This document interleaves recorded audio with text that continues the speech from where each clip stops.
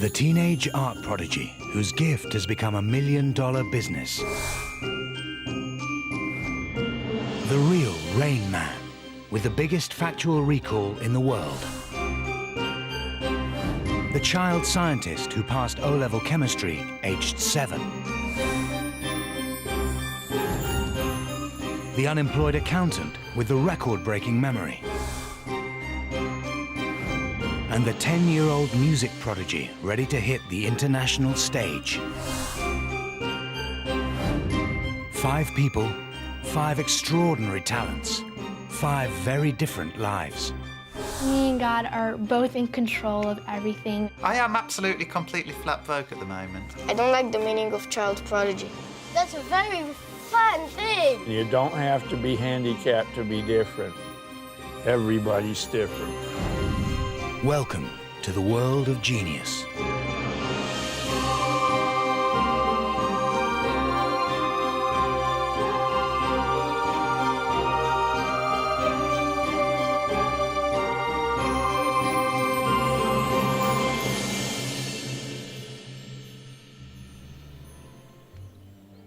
To some, genius is an arbitrary label. The strict definition is an outstanding artistic or intellectual ability. In short, extreme talent. 13-year-old Archiana Kromeric fits the bill perfectly, and she has a unique claim behind her gift. The earliest memory I could recall is probably when I was around 4 years old. One day I started having these very amazing and mysterious visions. His voice was following me, guiding me through these galaxies. And I asked him, you know, who are you? And I started calling him God. Archiana is an art prodigy from Idaho who claims that God told her to paint.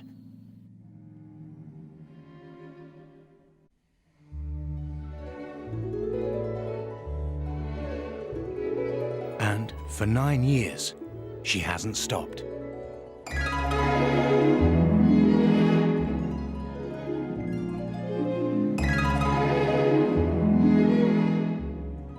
I like to say me and God are both in control of everything. So he tells me an idea and I could just take that idea and make it better and polish it better and just put it into paints. So he's like my personal teacher, my tutor. She was 4 years old when I knew there was something special about her because she was describing a lot of new things on spiritual matters, and also she started drawing exceptionally well. Archiana developed an intense interest in sketching. By 5 years old, she was already drawing at a level way beyond her years. Myself, I thought she was dreaming. I thought there was something made out of an imagination.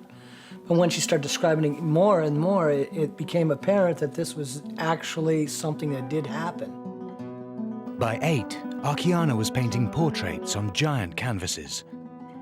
It kind of took me aback because we never read the Bible, or we didn't have any kind of spiritual connection. With no artists in her family, she was completely self-taught. This is actually one of my absolutely favorite and most memorable paintings. This is called The Prince of Peace. I painted this when I was 8 years old with oils. Many artists all around the world, they always ask me, so how did you do this and how did you do that? I was like, I don't know, I just did it. It's very complicated for a child to explain what they did. The only way they can explain is through painting or through their creativity.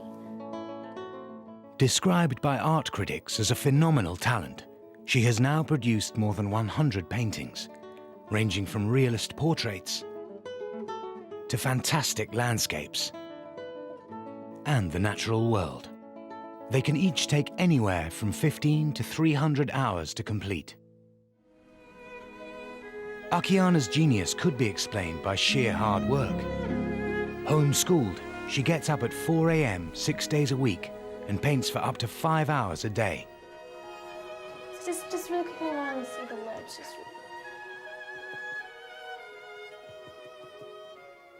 Sometimes there are days, sometimes when she's finishing up a painting, she might paint for 12, 14 hours. And I would ask her to take breaks and have something to eat or drink, and sometimes she would refuse. Akiana only studies the subjects she enjoys. She loves printing, publishing her books and poetry and art, and that's what she loves doing and let her do all day long. I don't ask her to ever do math.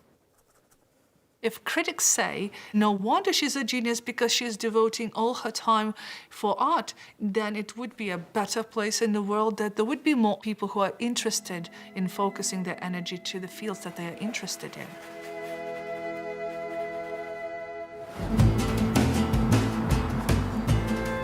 While some geniuses use their talents to create a feast for the eyes, others may find that their unique skills are not quite so useful. Ben Pridmore, an unemployed accountant from Derby, is perhaps an unlikely genius. But on today's shopping trip, he's set himself a challenge. Ben is going to attempt to remember the 13-digit barcode of every item in his basket. This means memorizing the order of 130 digits in just 5 minutes. Most of us can only remember up to 7 new numbers. Time for Ben to see how far he can go. Bacon. Bacon, 5000 192 014 187. Yep, that's right. Steak pie. Steak pie, that's 5000 192 264 360. Yeah, that's right. Ben is the UK memory champion and a world record breaker. I hold a record for memorising the most packs of cards in an hour, 27 packs. And also for binary digits, that's ones and zeros, I hold the record for memorising the most of those in 30 minutes, 4,140 digits. Garlic bread. That's 5000 192 043 774. Yep, that's right. Really, it's only since discovering this hobby of mine that I've, well, excelled at anything, I suppose. Sweets. 5010 317 040 526. Yep, that's right. How'd you do it? How'd you remember it all? I turn the numbers into pictures. Yeah, We sherbet lemons here, where a lemon being fed to a Sasquatch, which is wearing a plastic mac, concealing a pack of sausages and a leg. How do you remember the numbers by that? In practice, people are either completely nonplussed by it or they think it's extremely cool. It's sort of about a 50-50 split. I think it's wicked. That is amazing, yeah. I can't even remember Mary shopping this some days. I'm one of the few people who find this kind of thing really fun.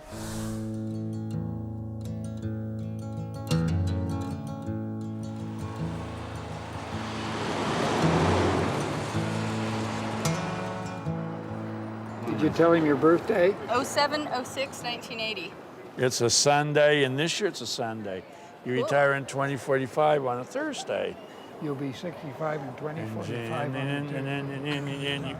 Fantastic. In Salt Lake City, Utah, everyone knows 56-year-old genius Kim Peek. April 12th, 2006. It's a Wednesday, and she'll be 2 years old on Saturday. And when can she retire? Good little girl. When you gonna let her retire? I'll hold her out until 2071 on a Sunday. Known by many as the real Rain Man, Kim was the inspiration for Dustin Hoffman's character in the Oscar-winning film of the same name. Brain damage since birth and a rare condition known as savant syndrome have somehow given Kim an ability to memorize facts and information that is without equal. Savant syndrome is a rare but spectacular condition in which somebody with a developmental disability, such as autism, has some spectacular island of genius that stands in stark contrast to overall handicap. For years, doctors have tried to fathom Kim's spectacular brain. I'm just going to ask you some general questions. Can I do that? Yes. Okay. Today, it's the turn of the world's leading expert on savant syndrome, Dr. Darrell Treffert. When did President Truman remove General MacArthur from his command? April 11th, 1951. When did Hong Kong return from British colonial rule to Chinese control? July 1st, 1997. When did Saigon fall to North Vietnam? April 29th, 1975.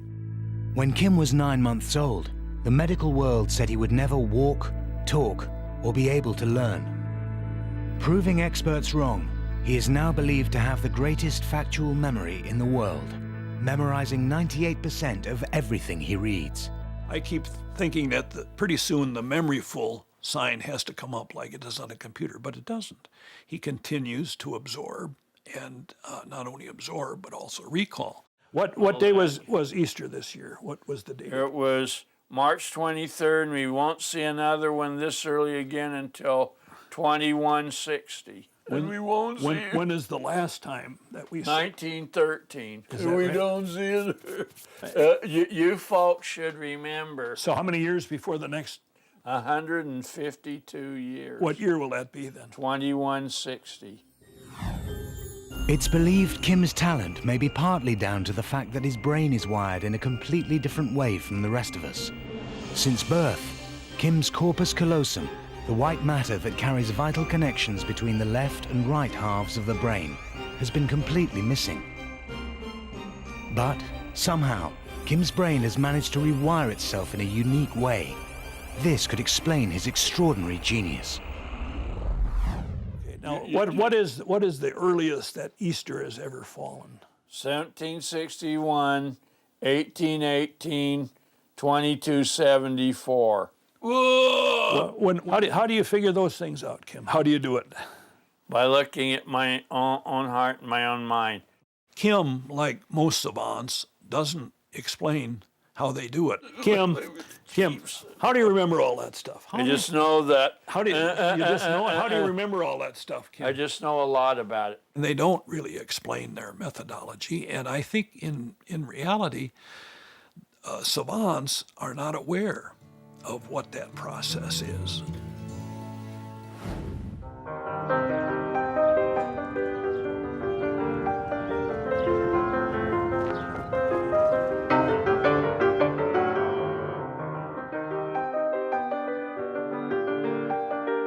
Every time I look at him and when I see it, it is, I don't know, it blows me away. I look at him and I say, wow.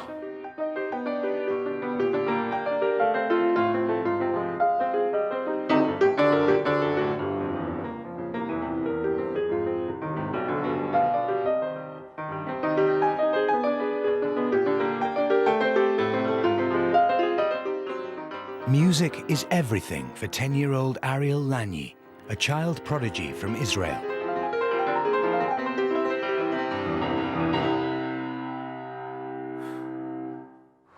Ariel is more than just a pianist. He's a composer too. Well, this could be an intro, and then there could be a totally This was there before? Yeah. No, that's what I want to write now.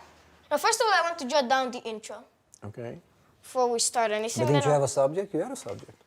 I'm going to do my Opus 8, Opus 9, and Opus 10, so I'm going to work on Opus 6, Opus 7. I don't have to do so. Then I'll work on Opus 8, then on Opus 9, and then on Opus 10. His achievements are beyond, far, far beyond of any most gifted child that I've known.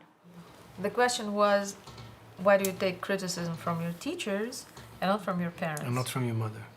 And not from your father either. Well, because my teachers are way smarter. Well, that's nice. That's a nice. Parents Gabby and Olga have raised their son in a home dominated by music. Ariel was destined to be a pianist right from the off. We were negotiating for a piano when Olga was pregnant with Ariel, and she said, "Well, why are you so anxious about it?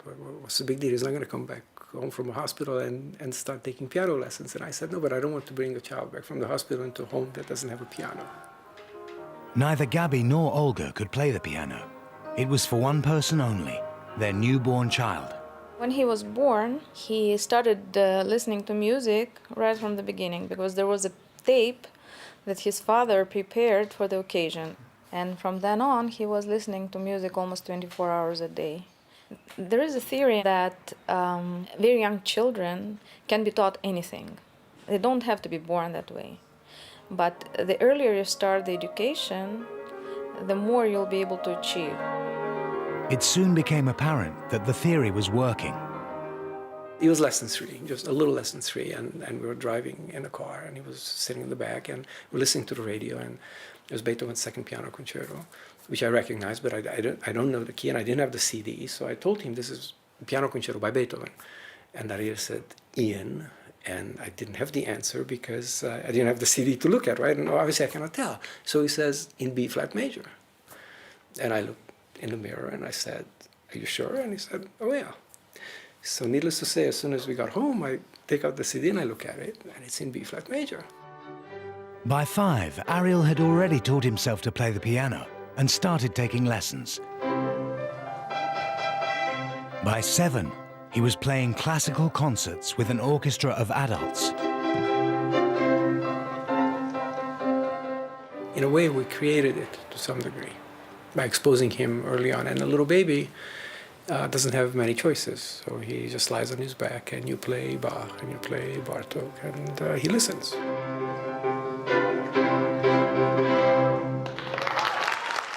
Ariel is now firmly on the path for a life of music.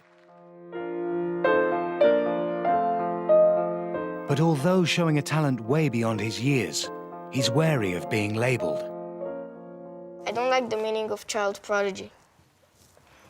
Because child prodigy is basically someone who can play fast. And not more than that. Not understanding music, just playing fast. And how are you different? Because I understand the music, I analyze. Are you a pianist or a musician? A musician. And are you a genius?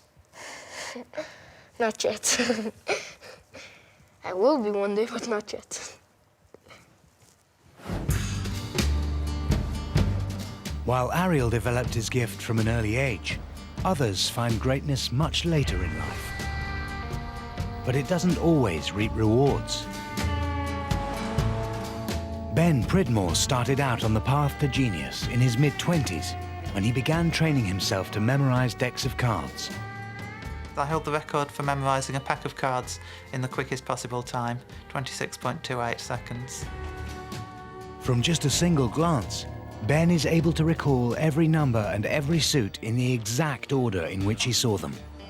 Ready? 6 of spades, Queen of hearts, Queen of diamonds, 8 of spades, Ace of hearts, no, Ace of diamonds. Never mind. Queen of clubs. Ben is in training. 5 of clubs. In just 2 days, he is 9 going of to push hearts. himself to the limit 8 and of attempt to diamonds. smash his own world record. 9 of spades, King of hearts, and 3 of diamonds. Ben's genius is not simply in remembering playing cards, but in the elaborate mental process he uses to do it. I have an image in my head of a person or an object for each pair of 2 cards, which comes to a total of 2,704 possible images.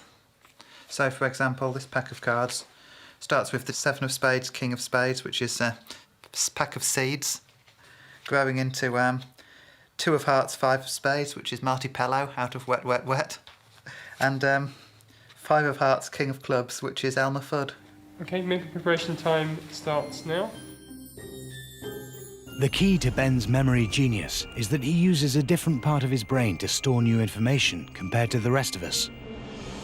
To remember cards, most of us would use our working memory, but this can only store up to 7 new pieces of information, such as a phone number.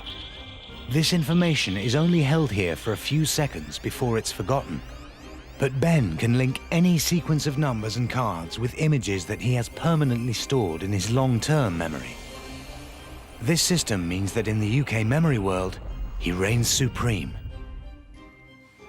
It's a real community, the memory championship people. We all get on well, we hang out outside competitions, we sit around talking in pubs about our systems, sounding like a terrible bunch of nerds.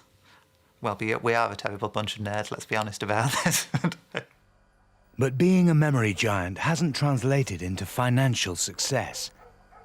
2 years ago, Ben gave up a career in accountancy to focus on his talent.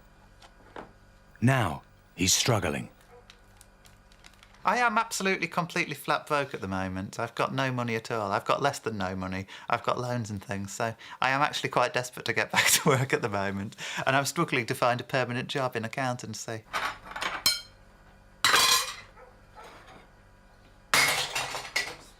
People tend to assume I'm a naturally brilliant person, which I deny absolutely.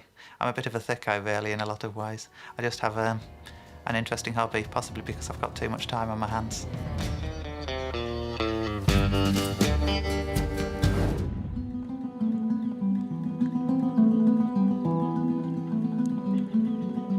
"13-year-old art prodigy Akiana Krameric absolutely believes that her God-given talent is behind her extraordinary success.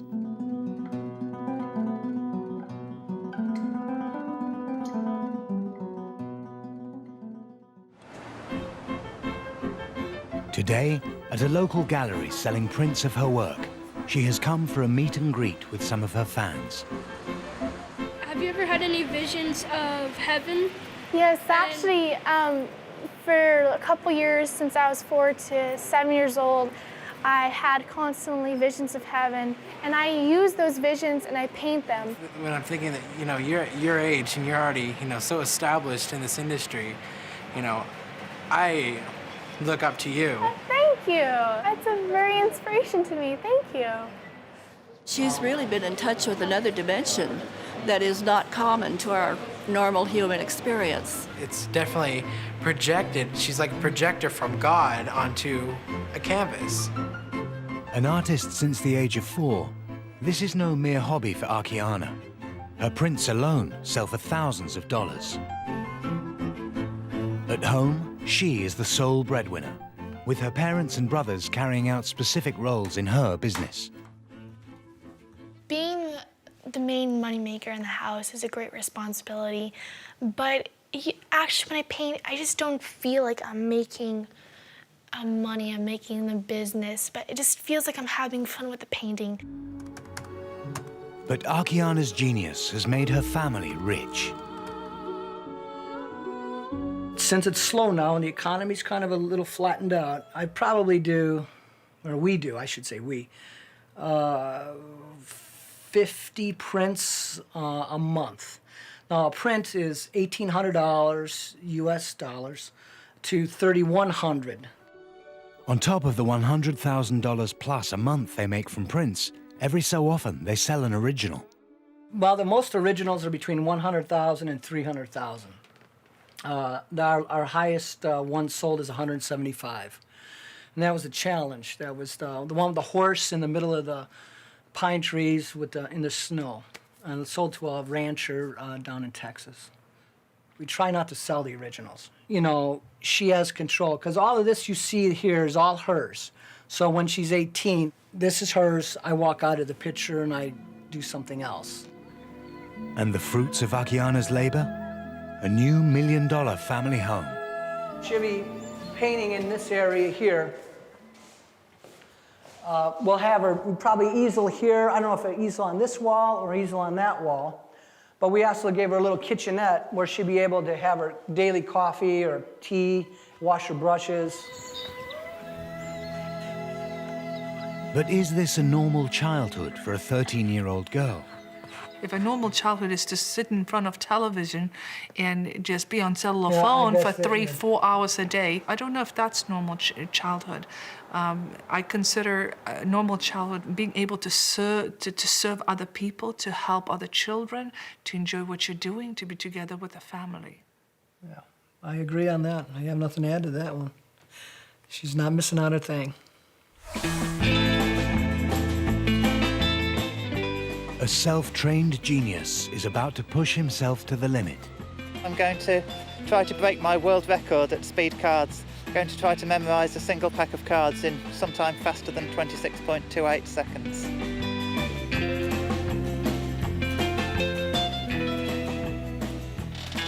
No, sorry. But things aren't going quite to plan for the UK memory champion. Pushing it too much in the middle, I lost track of all the images. Ben has done this before. He's very experienced.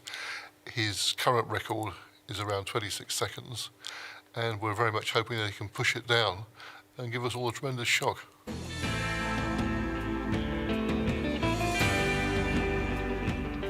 Ben gets a second chance. Okay, ready? Back to shuffle cards. Thank you very much.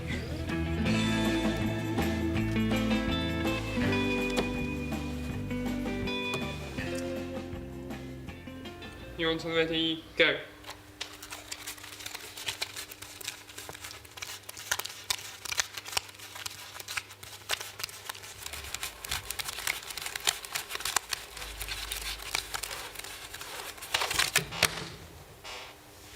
Ben hopes to have memorized the pack in less than 24.68 seconds.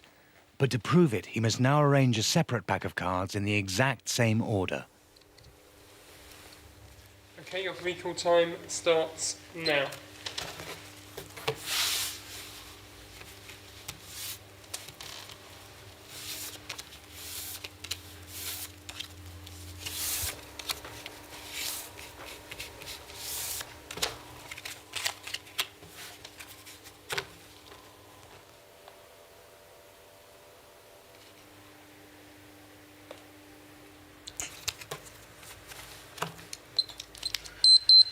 That's my best guess anyway.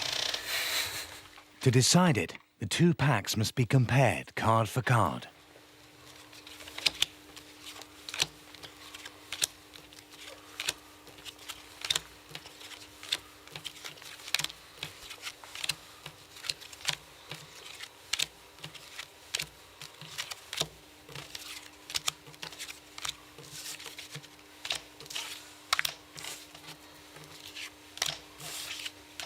Fantastic. Congratulations. Thank you. 24.68. It's incredible.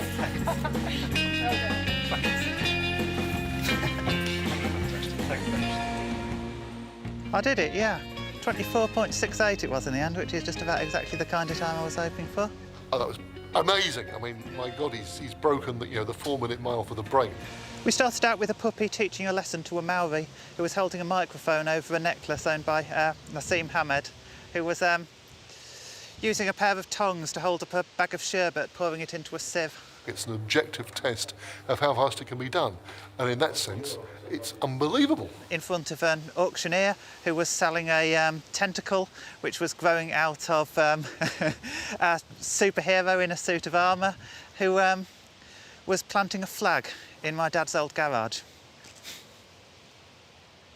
Simple as that. Simple as that, in 24.5 seconds. In Israel, it's 9 p.m. on a Thursday night, and 10-year-old musician Ariel Lanyi has a gig. At the tender age of 7, he branched out onto the jazz scene.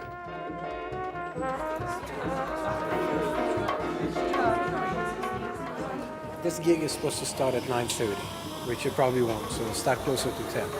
It'll probably go until about 11:30. By the time he's going to get home, it'll be midnight. That's obviously not a good thing. But if a kid plays jazz, and if he wants to have an audience, he can get an audience at 4 p.m. Thank you very much. This is Jean-Claude Jones. This is Ariel.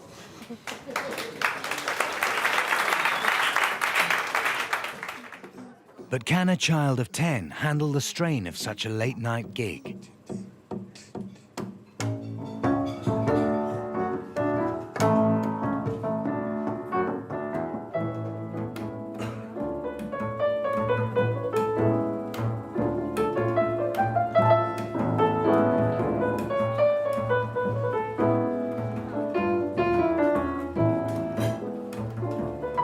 A little like Dave Brubeck, isn't he? Very, very good. But a child, he's just a little boy. It means crazy nights, it means strange life.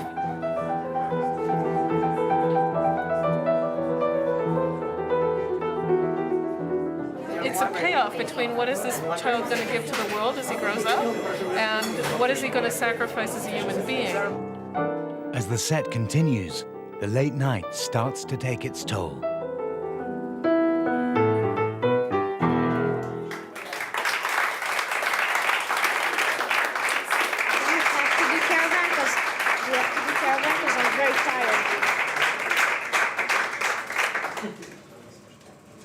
Watching the program, man. I don't know what to say. You can tell the people that you're very tired. And you can tell them, you know, that if you want to. Is it professional? Is it professional? Ariel decides to persevere.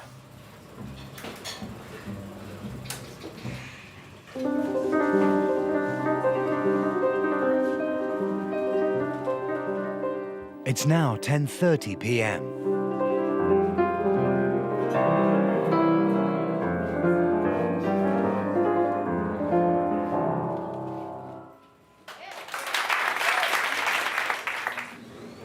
How did I play? Oh, we'll talk about it later. Played okay. I could do better. You know, I was very tired.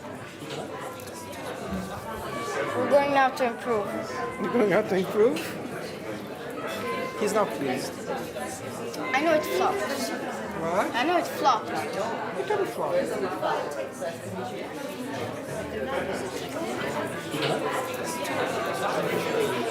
In exactly 6 weeks, Ariel makes his European debut at a jazz festival in Italy.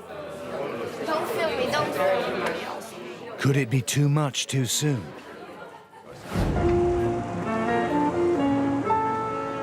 Getting the balance right between protecting and encouraging a gifted child is incredibly difficult.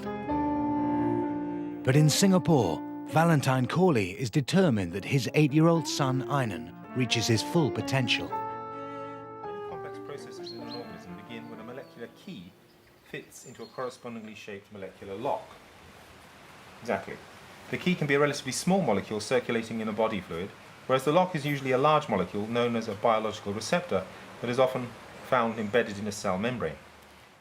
Einan Corley's love of science was spotted when he was 6 years old. We discovered that he was interested in chemistry when he was at his aunt's house. He found a chemistry book and he was reading it. And his aunt saw him reading this and said, Einan, you seem to understand that. And he said, I do.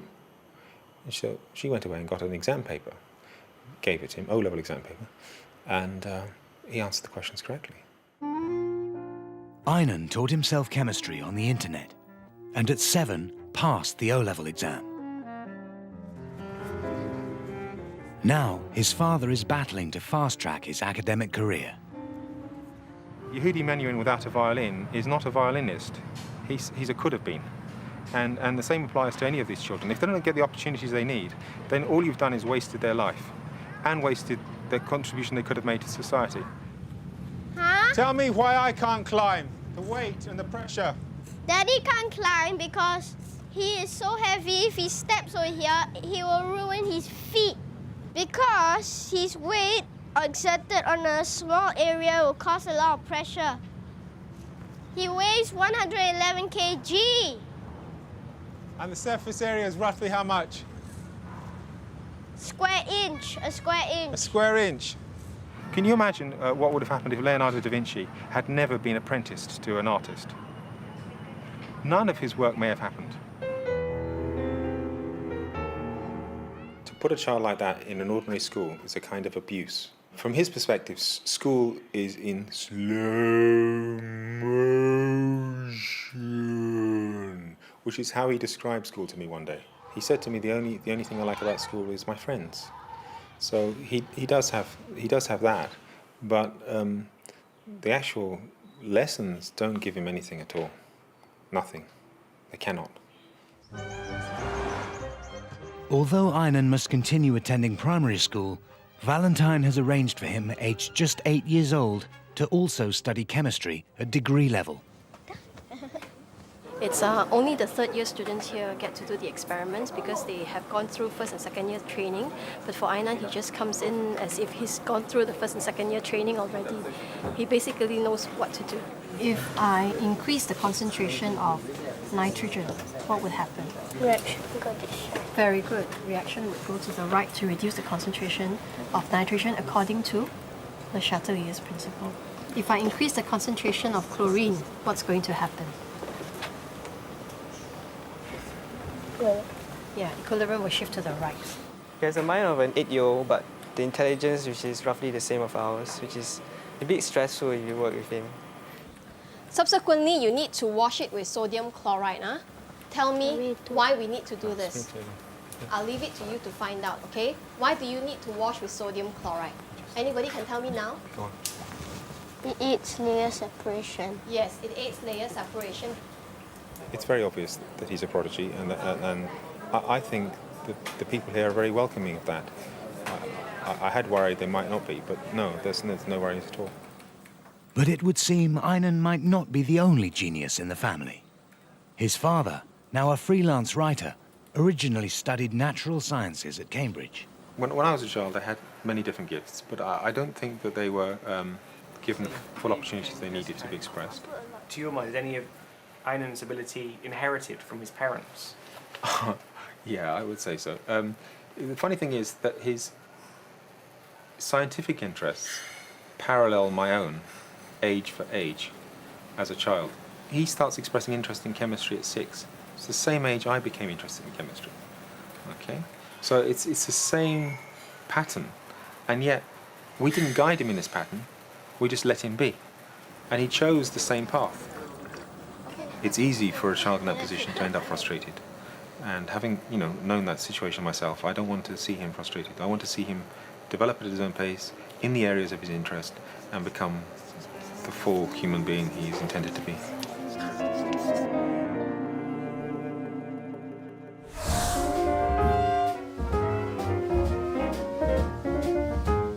Where are you from? I'm from Davenport, Iowa. And what's the area code there?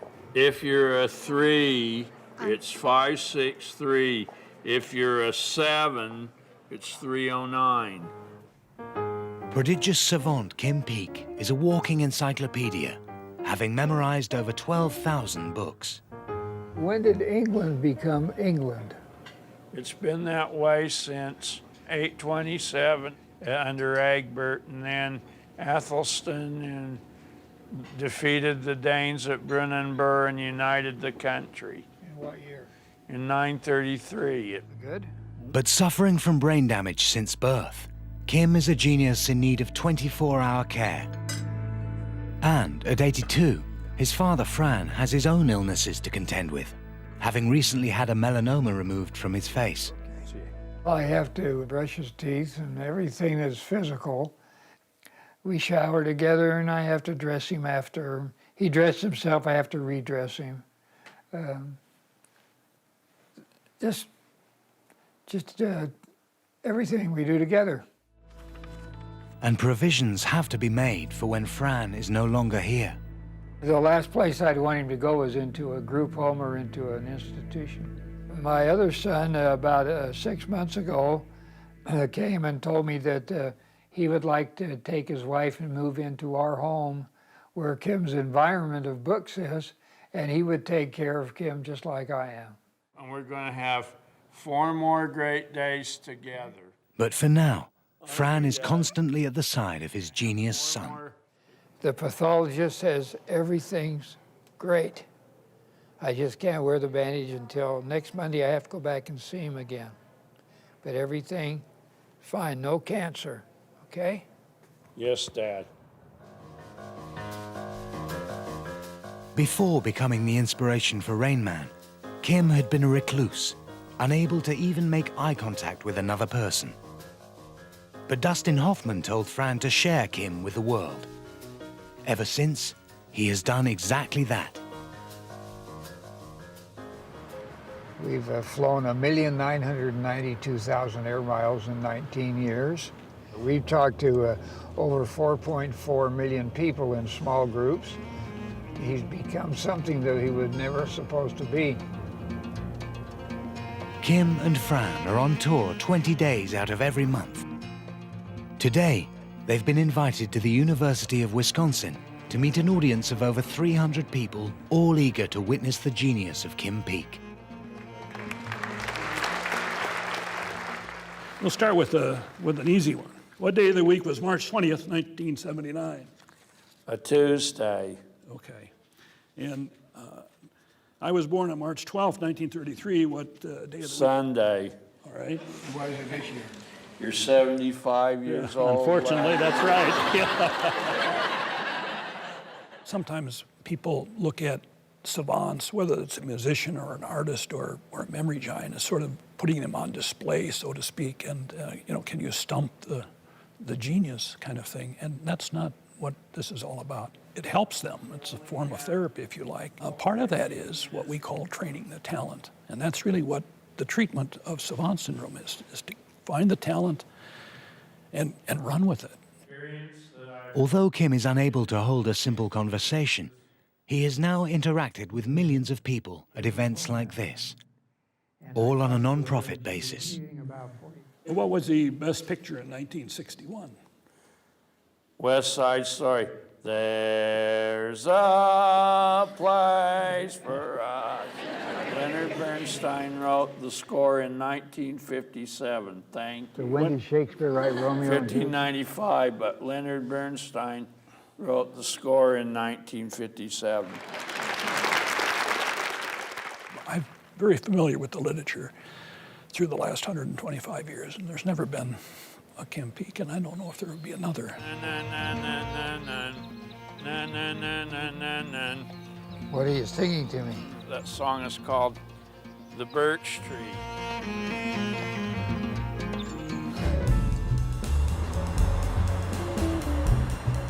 Vicenza, Italy, and 10-year-old musician Ariel Lagni has been invited to make his European debut at a prestigious jazz festival, but he's feeling the pressure.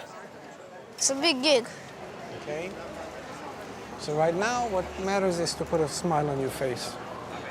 A non-nervous smile on your face, okay? Okay. This is a real jazz festival with big names, and he is playing alongside known people, so he's very, very nervous. We just hope that he will revive before the concert.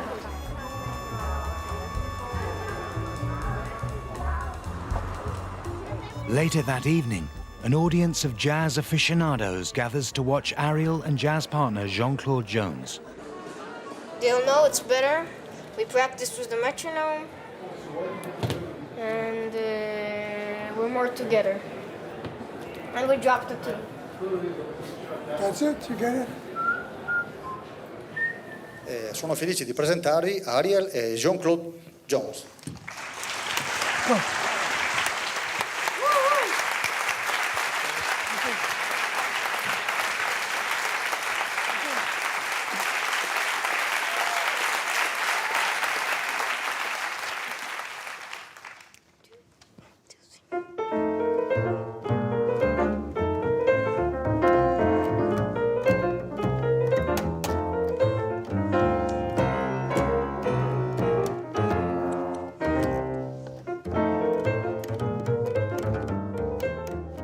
Dad Gabby is in the wings throughout.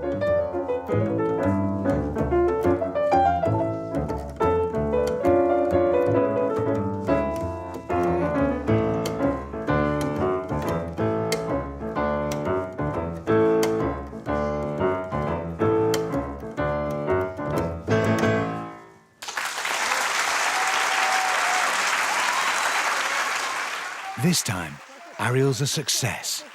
Fantastic. I never thought that a little child like him could do something like that.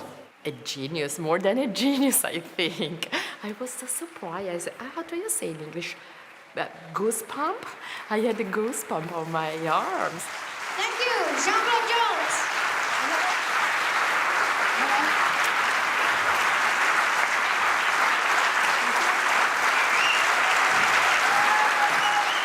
How's the gig? That's great. Good, Good. Hey, JC, how was it? Hey, man, that was good. Yeah. Was it professional? I think so. Good. When a child prodigy stops being a child, then the question is does he have the wherewithal to be a bona fide artist or not? And if he doesn't, then he can be a very happy amateur. If he doesn't follow a career in music, he'll probably have to follow a career in something else. And it will have to be his decision ultimately. It will not be ours.